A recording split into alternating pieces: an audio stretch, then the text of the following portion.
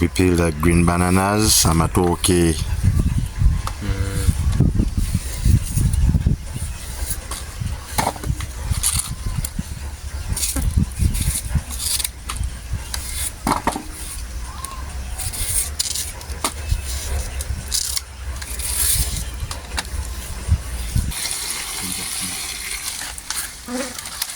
Akanyonyi kyakakola kwak kwak kwak kwak. Mpungu. Kalya ki? Kalya nkoko. Empungu kyeri mu bbanga eri. You do hear the faint sounds of the bird called mpungu in our local dialect. I don't know what it's called in English. It eats chicken. It eats fish as well. It's just the sound. Quack, quack, quack, quack, quack, quack, quack, quack.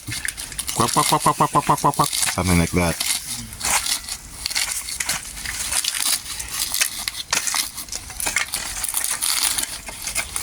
Olemere tugisaanise. Yes, we started on the process.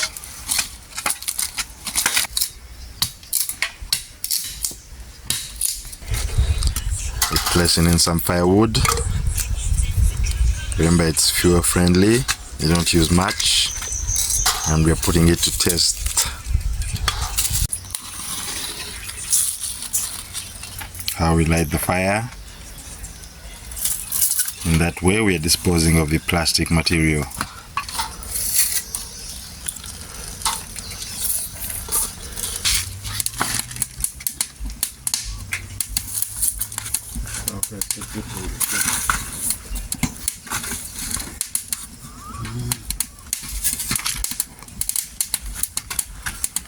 Yes, we're placing in the firewood. Do you see the support structure for the firewood? An ingenious system. Yeah,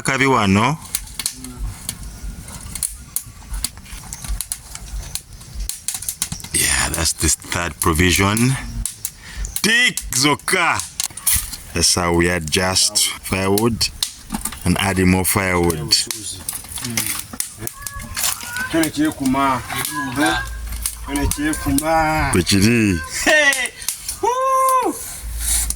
Yeah, tick. Beautiful sound of the crested crane you had earlier.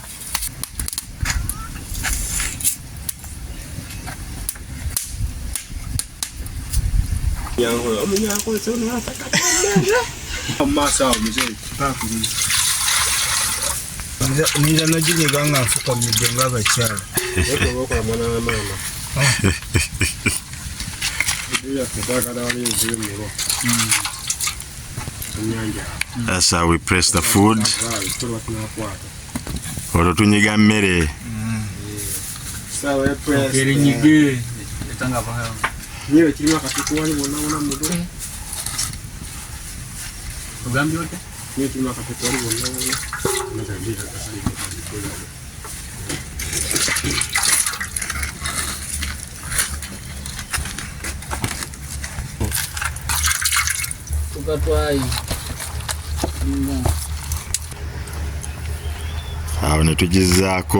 We're placing it back on the fire after pressing it.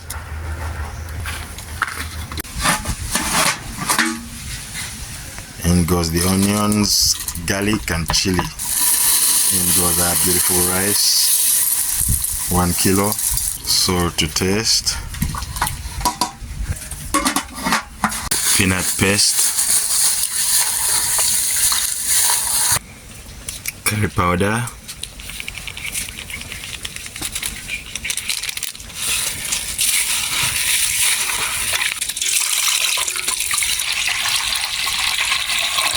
That's the green bananas. Adjusting the heat, we place that net to hold the saucepan. It's small.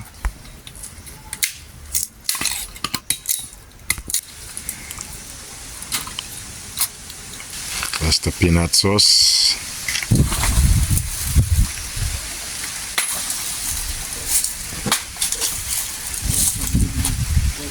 Yeah. Yes, that's sun-dried fish, SilverFish, mukene. Million fish. Yeah. dropping it in the peanut paste, groundnut sauce.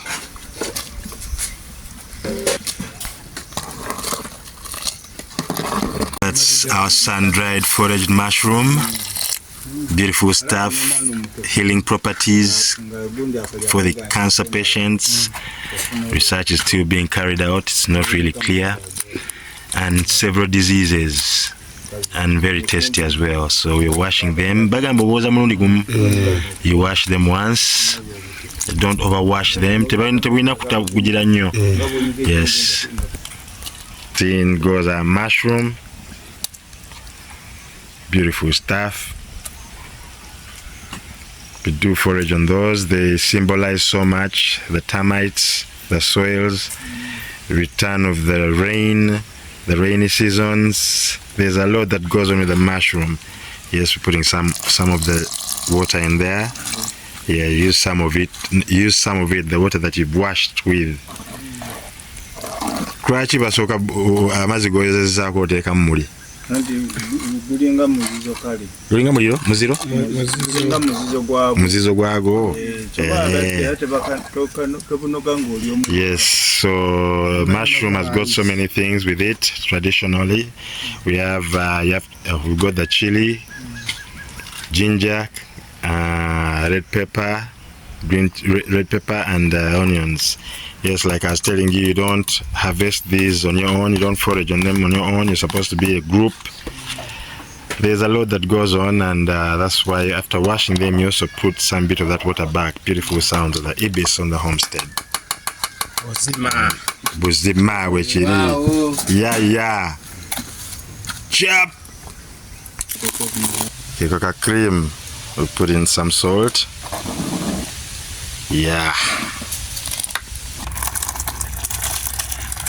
With SilverFish mukene and foraged mushroom, green bananas,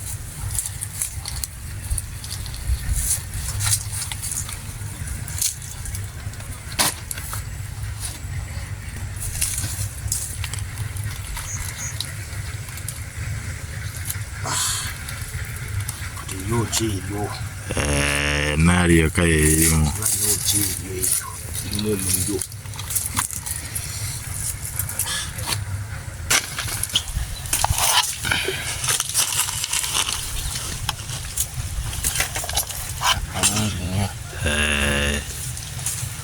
obedde fiiti nakanyize nga bajjajja wakanyize muliro.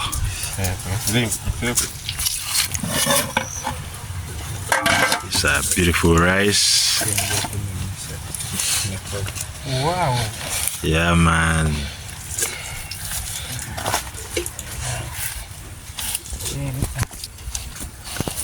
Kamali bamulabyeko. Yali steady. Oyawomanga abamubwayirinzeeko.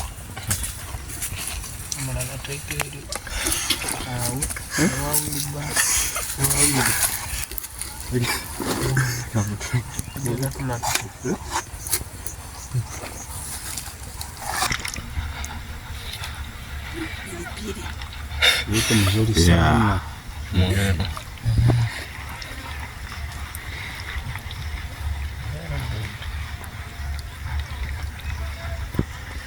Mchaya nagamba atya?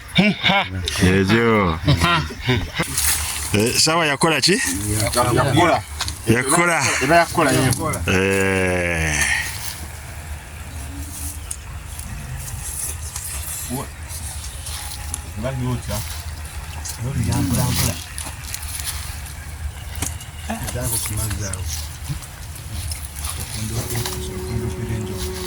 Amangwa.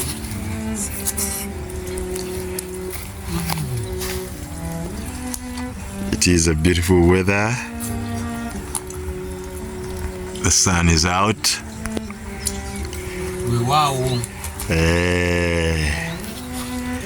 Ekyo zibbolo z'omuceere zonna nziraba.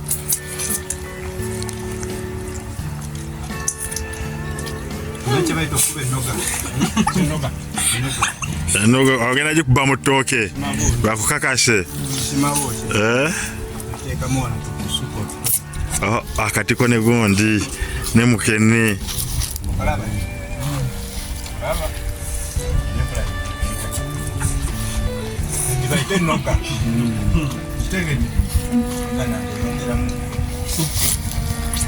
Wabumba. Pilipili. Ipo mingi. Do me, I do you.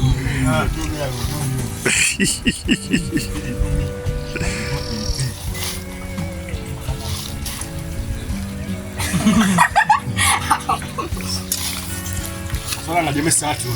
Tabu. Tabu ebeze.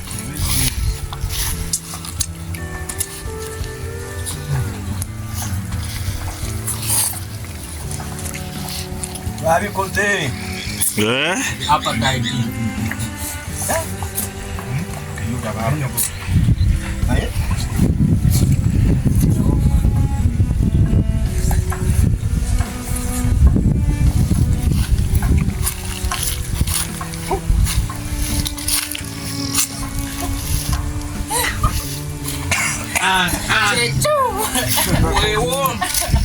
Atandise okijjamu enjawulo.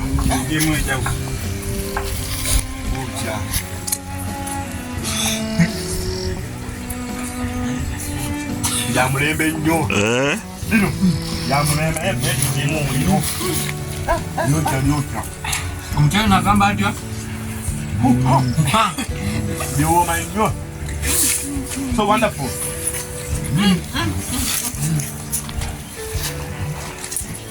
Nyumasuka. Sawa mbili. Nyumasuka sawa mbili. Bifuse byala? Ya msala. Byaba nene.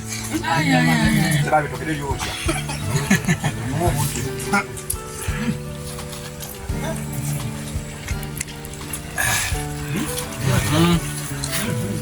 Kasihile.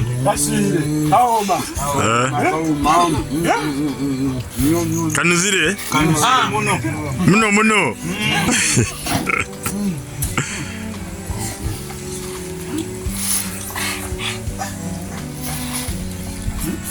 Okay.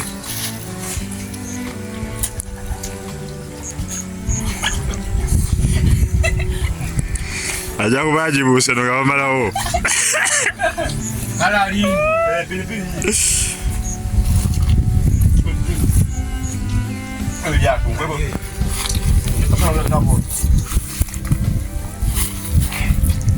Beautiful sounds of the kukol. Ekyo kinyonyi ki ekikaba kityo? Tutuma?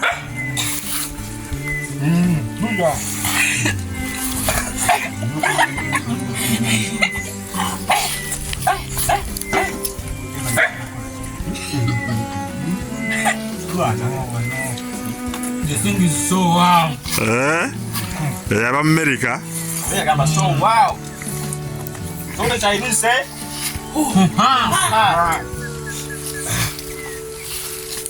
that thing is marvelous.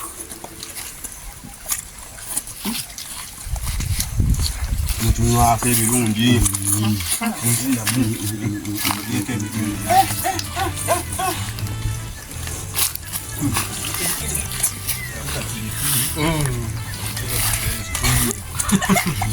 Omukyere gugenze.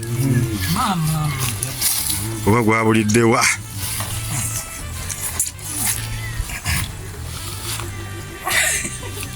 Beautiful sounds of the birds in the homestead.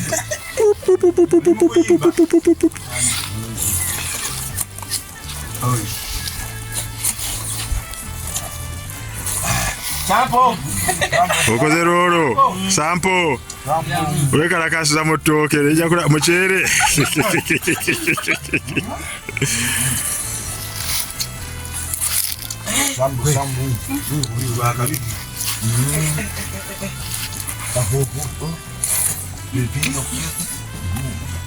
Ekyo kiri tayari.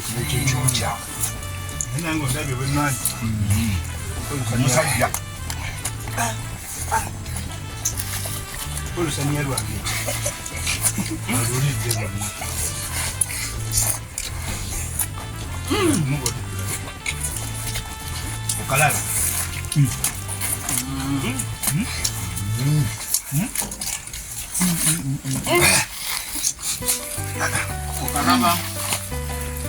think it's over. But it was so marvelous. I think it's so wow.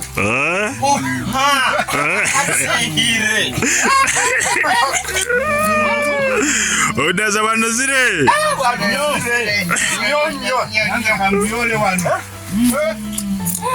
Omulaba. Tugendeyo. Nawe.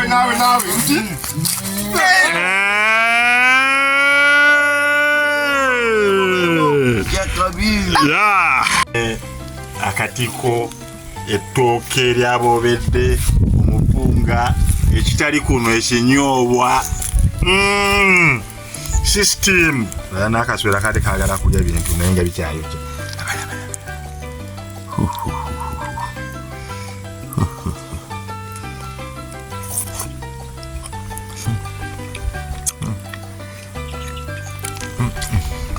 kiki kino kyetuliko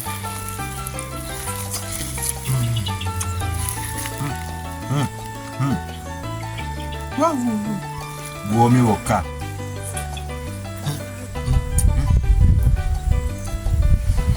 ndira mutima ate nga maliriza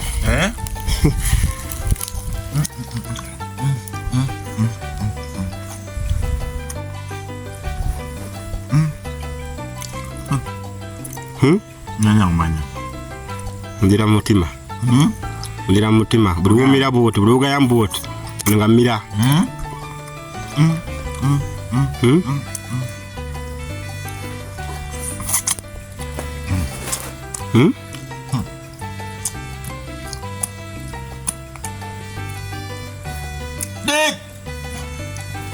Chill up. Beautiful sounds of a thunderstorm. Chill up.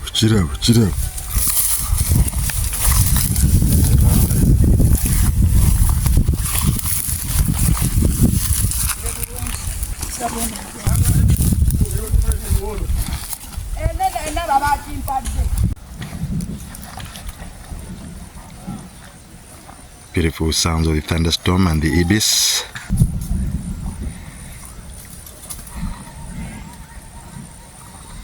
It is shining and threatening to rain at the same time.